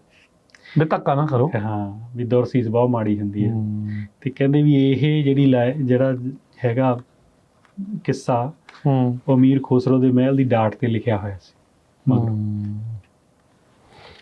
ਤੁਸੀਂ ਦੇਖੋ ਵੀ ਵਿੱਚ ਇਹੀ ਚਲੋ ਸਮਝ ਤਾਂ ਸਾਰੇ ਹੀ ਗਏ ਆ ਵੀ ਸਬਕ ਇਸ ਦੇ ਵਿੱਚ ਕੀ ਹੈਗਾ ਵੀ ਧੱਕਾ ਕਰੂੰਗੇ ਕਿਸੇ ਟਾਈਮ ਕਿਹਦੇ ਨਾਲ ਤਾਂ ਕਿਸੇ ਟਾਈਮ ਉਸ ਦਾ ਜਿਹੜਾ ਖਾਮਿਆਜ਼ਾ ਭੁਗਤਣਾ ਪੈਣਾ। ਇਹ ਤਾਂ ਦੇਖੋ ਅਰਸ਼ਦੀਪ ਸਿੰਘ ਜੀ ਉਦਾਹਰਨਾਂ ਇੱਥੇ ਘੜੀਆਂ ਹੀ ਪਈਆਂ ਨੇ, ਬਥੇਰੇ ਨੇ, ਅਣਗਿਣਤ ਕਹਾਣੀਆਂ ਨੇ ਇੱਦਾਂ ਦੀਆਂ, ਅਣਗਿਣਤ ਕਿੱਸੇ ਨੇ ਜਿਨ੍ਹਾਂ ਨੇ ਲੋਕਾਂ ਨੂੰ ਖਪਾਇਆ, ਉਹ ਆਪ ਖਪੇ, ਉਹਨਾਂ ਦੇ ਪਰਿਵਾਰਾਂ ਦੇ ਨਾਲ ਕੀ ਕੁਛ ਜਿਹੜਾ ਉਹ ਵਾਪਰਿਆ। ਸੋ ਹਾਏ ਤਾਂ ਜਿਹੜੀ ਫਿਰ ਉਸ ਹਿਸਾਬ ਦੇ ਨਾਲ ਲੱਗਦੀ ਆ। ਸੋ ਬਾਦਸ਼ਾਹ ਦੇ ਗੁਣਾਂ ਦੇ ਵਿੱਚ ਇਹ ਚੀਜ਼ ਜ਼ਰੂਰ ਹੋਣੀ ਚਾਹੀਦੀ ਵੀ ਕਿਸੇ ਨਾਲ ਧੱਕਾ ਨਹੀਂ ਕਰਨਾ। ਬਿਲਕੁਲ। ਜਿਹੜੀ ਅਗਲੀ ਕਹਾਣੀ ਹੈ ਮੈਨੂੰ ਬਹੁਤ ਵਧੀਆ ਲੱਗੀ ਸੀ ਪੜ੍ਹ ਕੇ, ਹੈ ਨਾ। ਜ਼ਰੂਰ। ਤੇ ਇਹਦੇ 'ਚ ਕਹਿੰਦੇ ਵੀ ਇੱਕ ਸਾਧੂ ਇਕੱਲਾ ਹੀ ਜੰਗਲ ਵਿੱਚ ਰਹਿੰਦਾ ਸੀ। ਇਹ ਆਪਾਂ ਜੇ ਬਾਦਸ਼ਾਹਾਂ ਤੇ ਹੈ ਕਿ ਸਾਧੂਆਂ ਤੇ? ਬਾਦਸ਼ਾਹ ਤੇ। ਬਾਦਸ਼ਾਹ ਦੇ ਸੁਭਾਅ ਬਾਰੇ। ਬਾਦਸ਼ਾਹ ਦੇ ਸੁਭਾਅ ਬਾਰੇ। ਕਹਿੰਦੇ ਵੀ ਇੱਕ ਸਾਧੂ ਇਕੱਲਾ ਹੀ ਜੰਗਲ ਵਿੱਚ ਰਹਿੰਦਾ ਸੀ। ਇੱਕ ਬਾਦਸ਼ਾਹ ਉਸ ਕੋਲ ਗਿਆ। ਉਹ ਕਹਿੰਦੇ ਸਾਧੂ ਨੇ ਬਾਦਸ਼ਾਹ ਵੱਲ ਧਿਆਨ ਨਾ ਦਿੱਤਾ ਕਿਉਂਕਿ ਉਹ ਤਾਂ ਸਬੂਰੀ ਦਾ ਮਾਲਕ ਹੁੰਦਾ ਸਾਧੂ ਤਾਂ। ਕਹਿੰਦੇ ਰਾਜ ਦੇ ਹੰਕਾਰ ਵਿੱਚ ਰਾਜਾ ਗੁੱਸੇ ਵਿੱਚ ਆ ਗਿਆ, ਕਹਿਣ ਲੱਗਾ ਕਿ ਇਹ ਗੋਦੜੀਆਂ ਵਾਲੇ ਡੰਗਰ ਹੁੰਦੇ ਹਨ, ਉਹਨਾਂ ਵਿੱਚ ਬੰਦਿਆਂ ਵਾਲੀ ਕੋਈ ਗੱਲ ਨਹੀਂ। ਫਿਰ ਵਜ਼ੀਰ ਕਹਿੰਦੇ ਸਾਧੂ ਪਾਸ ਆ ਕੇ, ਰਾਜੇ ਦਾ ਜਿਹੜਾ ਵਜ਼ੀਰ ਸੀ ਬਾਦਸ਼ਾਹ ਦਾ, ਉਹ ਸਾਧੂ ਪਾਸ ਆ ਕੇ ਕਹਿਣ ਲੱਗਿਆ ਕਿ ਨੌਜਵਾਨਾਂ ਦੇਸ਼ ਦੇ ਮਾਲਕ ਰਾਜਾ ਤੇਰੇ ਕੋਲ ਆਇਆ ਹੈ ਤੇ ਤੂੰ ਉਸਦਾ ਕੋਈ ਸਤਿਕਾਰ ਨਹੀਂ ਕੀਤਾ। ਵਜ਼ੀਰ ਨੇ ਉਹਨੂੰ ਲਾਂਭਾ ਦਿੱਤਾ, ਹੈ ਨਾ। ਤੇ ਕਹਿੰਦਾ ਵੀ ਸਾਧੂ ਨੇ ਉੱਤਰ ਦਿੱਤਾ, ਭਾਈ ਇਹ ਹੁਣ ਦੇਖੋ ਬੜੀ ਵਧੀਆ, ਮੈਨੂੰ ਤਾਂ ਬਹੁਤ, ਮੈਂ ਤਾਂ ਰੁਕ ਗਿਆ ਸੀ ਪੜ੍ਹ ਕੇ ਇਸ ਗੱਲ ਨੂੰ, ਹੈ ਨਾ। ਠੀਕ ਹੈ। ਉਹ ਕਹਿੰਦੇ ਵੀ ਉਹ ਸਤਿਕਾਰ ਦੀ ਉਮੀਦ ਉਸ ਪਾਸੋਂ ਰੱਖੇ ਜਿਸ ਨੂੰ ਉਸ ਪਾਸੋਂ ਧਨ ਦੀ ਉਮੀਦ ਹੋਵੇ। ਵੀ ਜਿਹੜੇ ਬੰਦੇ ਦਾ ਧਨ ਦੀ ਉਮੀਦ ਆ ਉਹੀ ਉਹਦੇ ਕੋਲੋਂ ਉਹ ਸਤਿਕਾਰ ਦੀ ਉਮੀਦ ਰੱਖੇ। ਬਾਦਸ਼ਾਹ ਨੂੰ ਕਹਿੰਦਾ, ਤੇ ਉਸ ਨੂੰ ਕਹਿੰਦਾ ਵੀ ਨਾਲ ਸਾਧੂ ਨੂੰ ਕਹਿੰਦਾ, ਵਜ਼ੀਰ ਨੂੰ ਕਹਿੰਦਾ ਵੀ ਰਾਜੇ ਨੂੰ ਸਮਝਾਓ ਕਿ ਰਾਜਾ ਪਰਜਾ ਦੀ ਰਾਖੀ ਲਈ ਹੁੰਦਾ ਹੈ, ਪਰਜਾ ਰਾਜੇ ਦੇ ਸਤਿਕਾਰ ਲਈ ਨਹੀਂ ਹੁੰਦੀ। ਕਿੱਡੀ ਵੱਡੀ ਗੱਲ। ਹਾਂ, ਅਸੀਂ ਐਵੇਂ ਜੀ ਹਜ਼ੂਰੀ ਕਰਕੇ ਜੀ ਜਨਾਬ ਕਰਦੇ ਫਿਰਦੇ ਰਹਿੰਦੇ, ਕੋਈ ਮਾੜਾ ਮੋਟਾ ਹੀ ਬੰਦਾ ਆ ਜਾਏ ਲੀਡਰਸ਼ਿਪ। ਪਰਜਾ ਦਾ ਫਰਜ਼ ਨਹੀਂ, ਉਹ ਕਹਿੰਦਾ ਵੀ ਉਹ ਸਤਿਕਾਰ ਕਰਨਾ ਰਾਜੇ ਦਾ, ਰਾਜੇ ਦਾ ਫਰਜ਼ ਆ ਵੀ ਪਰਜਾ ਦੀ ਉਹ ਰਾਖੀ ਕਰੇ। ਉਸ ਲਈ ਰਾਜਾ ਬਣਿਆ ਆਪਣੇ ਸਤਿਕਾਰ ਲਈ ਨਹੀਂ। ਤੇ ਜੇ ਸਤਿਕਾਰ ਚਾਹੀਦਾ ਤਾਂ ਧਨ ਵਾਲੀ ਗੱਲ ਆ। ਜਿਹਨੂੰ ਧਨ ਚਾਹੀਦਾ ਉਹੀ ਦਓ ਉਹਨੂੰ ਸਤਿਕਾਰ। ਏਦਾਂ ਸੋ ਇਹ ਦੋਨਾਂ ਲਈ ਸਿੱਖਣ ਦੀ ਲੋੜ, ਦੇਖੋ ਰਾਜੇ ਲਈ ਵੀ ਪਰਜਾ ਲਈ ਵੀ। ਐਵੇਂ ਨਾ ਇਹਨਾਂ ਨੂੰ ਸਿਰੇ ਤੇ ਚੜਾਈ ਜਾਓ ਜਾਂ ਅੱਖਾਂ ਤੇ ਬਿਠਾਈ ਜਾਓ। ਸੋ ਇਹ ਰਾਜਿਆਂ ਦੇ ਸੁਭਾਅ ਬਾਰੇ ਗੱਲ। ਹੁਣ ਤੁਸੀਂ ਦੇਖੋ ਗੱਲ ਲੇਟੈਸਟ ਦੀ ਗੱਲ ਆ, ਥੋੜ੍ਹੇ ਦਿਨ ਪਹਿਲਾਂ ਦੀ ਜਿਹੜੀ ਗੱਲ ਆ, ਸੁਪਰੀਮ ਕੋਰਟ ਦੇ ਵਿੱਚ ਸਾਡੇ ਰਾਸ਼ਟਰਪਤੀ ਗਏ, ਕਿਸੇ ਨੇ ਉੱਥੇ ਕਿਹਾ ਵੀ ਆ ਗਏ ਜੀ ਪ੍ਰਧਾਨ ਮੰਤਰੀ ਸਾਹਿਬ ਜਾਂ ਮੁੱਖ ਮੰਤਰੀ ਸਾਹਿਬ ਜਾਂ ਰਾਸ਼ਟਰਪਤੀ ਸਾਹਿਬ, ਉਹ ਆਏ ਆ, ਸੁਣ ਕੇ ਚਲੇ ਗਏ। ਇੱਦਾਂ ਚਾਹੀਦਾ। 1.5 ਘੰਟਾ ਬੈਠੇ ਰਹੇ ਨਾਲੇ। ਹਾਂ, 90 ਮਿੰਟ ਗੱਲਾਂ ਸੁਣੀਆਂ। ਜਦੋਂ ਉਹਨਾਂ ਦੇ ਉਲਟ ਹੋਣ ਲੱਗੀਆਂ ਫਿਰ ਚਲੇ ਗਏ। ਉਹਨਾਂ ਨੂੰ ਲੱਗਾ ਵੀ ਨਹੀਂ ਹੁਣ ਨਹੀਂ ਗੱਲ ਬਣਨੀ। ਅਗਲਾ ਨੇ ਅਟਾਰਨੀ ਜਨਰਲ ਵੀ ਲਾ ਕੇ ਆਓ ਮਾਰੀ। ਹੁਣ ਕਹਿੰਦੇ ਰਹੇ ਵੀ ਮੇਰਾ ਸਤਿਕਾਰ ਕਰੀ ਜਾਓ। ਕਹਿੰਦੇ ਇਹ ਆ ਇੱਥੇ ਵਾਲੇ ਵੀ ਆ ਜਿੱਥੋਂ ਆਏ ਆਪਾਂ, ਜਿਹੜੇ ਮੁਲਕ ਤੋਂ, ਉਹੀ ਮੋਦੀ ਸਾਹਿਬ ਵੀ ਉਹੀ ਆ, ਮਾਨ ਸਾਹਿਬ ਵੀ ਉਹੀ ਨੇ। ਸਤਿਕਾਰ ਕਰੋ ਕਹਿੰਦੇ। ਹਾਂ ਵੀ ਤੁਸੀਂ ਤਾਂ ਰਾਖੀ ਕਰੋ ਪ੍ਰਜਾ ਦੀ, ਜਿਹੜਾ ਕੰਮ ਆ ਤੁਹਾਡਾ। ਸੋ ਇਸ ਜਿਹੜੇ ਅਧਿਆਏ ਦਾ ਅਖੀਰਲੀ ਕਹਾਣੀ ਜਿਹੜੀ ਆਪਾਂ ਪੜ੍ਹ ਲਈਏ ਇੱਕ ਵਾਰੀ। ਹਾਂਜੀ। ਸੋ ਫਿਰ ਰਾਜਿਆਂ ਦੇ ਜਿਹੜੇ ਸੁਭਾਅ ਬਾਰੇ, ਬਾਦਸ਼ਾਹਾਂ ਦੇ ਸੁਭਾਅ ਬਾਰੇ ਖਤਮ ਹੋ ਜਾਏ। ਉਹ ਤੋਂ ਅੱਗੇ ਫਿਰ ਆਪਾਂ ਸਾਧੂਆਂ ਦੇ ਸੁਭਾਅ ਵੱਲ ਨੂੰ ਚੱਲਾਂਗੇ, ਸੱਭਿਆਚਾਰ ਬਾਰੇ ਉਹਨਾਂ ਦੇ। ਹਾਂਜੀ। ਤੇ ਕਹਿੰਦੇ ਵੀ ਕਹਾਣੀਆਂ ਵੀ ਕਿਸੇ ਨੇ ਰੂਮ ਵਾਸੀ ਸਿਕੰਦਰ, ਜੋ ਰਾਜਾ ਸਿਕੰਦਰ ਹੋਇਆ, ਉਹਨੂੰ ਪੁੱਛਿਆ ਕਿ ਤੂੰ ਪੂਰਬੀ ਤੇ ਪੱਛਮੀ ਦੇਸ਼ਾਂ ਨੂੰ ਕਿਵੇਂ ਜਿੱਤਿਆ। ਹੈਨਾ। ਉਹ ਕਹਿੰਦੇ ਪੁਰਾਣੇ ਰਾਜਿਆਂ ਕੋਲ ਦੋਸਤ, ਉਮਰ, ਦੇਸ਼ ਤੇ ਸੈਨਾ ਤੇਰੇ ਨਾਲੋਂ ਵੀ ਕਿਤੇ ਵੱਧ ਸੀ, ਪਰ ਉਹ ਕਹਿੰਦੀ ਜਿੱਤ ਨਹੀਂ ਸਕੇ ਇਹਨਾਂ ਨੂੰ ਸਾਰਿਆਂ ਨੂੰ। ਚੱਕਰ ਕੀ? ਹਾਂ, ਕਹਿੰਦਾ ਸਿਕੰਦਰ ਨੇ ਜਵਾਬ ਦਿੱਤਾ, ਕਹਿੰਦੇ ਉਸ ਪਰਮ ਪਰਮਾਤਮਾ ਦੀ ਮਦਦ ਨਾਲ ਜਿਹੜੇ ਦੇਸ਼ ਨੂੰ ਜਿੱਤਿਆ ਉੱਥੋਂ ਦੇ ਲੋਕਾਂ ਨੂੰ ਮੈਂ ਦੁਖੀ ਨਹੀਂ ਕੀਤਾ, ਅਤੇ ਵੱਡਿਆਂ ਦੇ ਦਾਨ ਦੇਣ ਦੇ ਰਿਵਾਜ ਨੂੰ ਮੈਂ ਬੰਦ ਨਹੀਂ ਕੀਤਾ, ਤੇ ਰਾਜਿਆਂ ਦਾ ਜ਼ਿਕਰ ਪ੍ਰਸ਼ੰਸਾ ਸਹਿਤ ਕੀਤਾ ਜਿਨ੍ਹਾਂ ਨੂੰ ਮੈਂ ਹਰਾਇਆ। ਬੈਡ ਮਾਊਥ ਨਹੀਂ ਕੀਤਾ। ਹਾਂ, ਨਾ ਉੱਥੇ ਪਰਜਨ ਤੰਗ ਕੀਤਾ, ਜਿਹਦੇ ਵੀ ਜਿੱਤ ਲਿਆ। ਤਾਂ ਕਰਕੇ ਕਹਿੰਦਾ ਮੈਂ ਸਾਰਿਆਂ ਨੂੰ ਜਿੱਦਾਂ ਚਲਿਆ ਗਿਆ, ਵੀ ਲੋਕ ਨਾਲ ਜੁੜੇ ਰਹੇ। ਹਾਂ, ਤੇ ਉਹ 'ਚ ਸਿੱਖਿਆ ਉਹ ਕਹਿੰਦਾ ਵੀ ਜੋ ਆਪਣੇ ਵੱਡੇ ਵਡੇਰਿਆਂ ਦੀ ਨਿੰਦਾ ਕਰੇ ਬੁੱਧੀਵਾਨ ਉਸ ਨੂੰ ਸਿਆਣਾ ਨਹੀਂ ਕਹਿੰਦੇ। ਸਹੀ ਗੱਲ, ਠੀਕ ਹੈ ਜੀ। ਜਾਂ ਚੰਗੀ ਕਿਸਮਤ, ਤਖਤ, ਰਾਜ ਭਾਗ, ਲੈਣ ਦੇਣ ਸਭ ਫਜ਼ੂਲ ਹਨ, ਕਿਉਂਕਿ ਨਾਸ਼ਮਾਨ ਹਨ। ਠੀਕ ਹੈ ਜੀ। ਆਪ ਤੋਂ ਪਹਿਲਿਆਂ ਦੇ ਸ਼ੁਭ ਨਾਮ ਨਾ ਮਿਟਾ, ਤਾਂ ਜੋ ਤੇਰਾ ਨਾਮ ਕਾਇਮ ਰਹੇ। ਇੱਦਾਂ ਹੀ। ਠੀਕ ਹੈ ਜੀ। ਅਸੀਂ ਹੁਣ ਜਿਹੜੇ ਪੁਰਾਣੇ ਨਾਂ ਉਹ ਬਦਲ ਕੇ ਆਪਦੇ ਨਾਂ ਰੱਖਣ ਲੱਗੇ ਹੋਏ ਸਾਡੇ ਵਾਲੇ ਬੰਦੇ ਉੱਥੇ। ਆਹੋ, ਤੇ ਉਹਨਾਂ ਨੂੰ ਸਾਰਿਆਂ ਨੂੰ ਦਰਕਾਰ ਦੇ ਹੀ ਆ ਵੀ ਜੋ ਵੀ ਕੀਤਾ ਭੈੜਾ ਹੀ ਕੀਤਾ ਉਹਨਾਂ ਨੇ। ਤੇ ਫਿਰ ਲੋਕਾਂ ਦੇ ਮਨ 'ਚ ਕਿੱਦਾਂ ਉਹ ਜਗ੍ਹਾ ਬਣਾ ਲੈਣਗੇ? ਹਾਂਜੀ, ਉਹਦੇ ਇਹੀ ਆ ਵੀ ਰਾਇਕਾ ਜੀ ਅੱਜ ਤੋਂ 20 ਸਾਲਾਂ ਨੂੰ ਕੋਈ ਹੋਰ ਆ ਜਾਊਗਾ, ਉਹ ਇਹਨਾਂ ਦੇ ਨਾਂ ਲਾ ਕੇ ਪਰੇ ਮਾਰੂਗਾ, ਆਪਦੇ ਟੰਗ ਦੂਗਾ।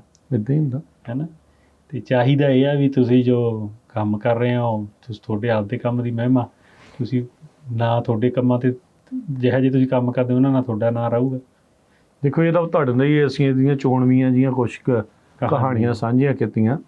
ਮਤਲਬ 40 ਕੁ ਪੰਨੇ ਤਾਂ ਇਹ ਉਸ ਦੇ ਉੱਤੇ ਹੀ ਆ।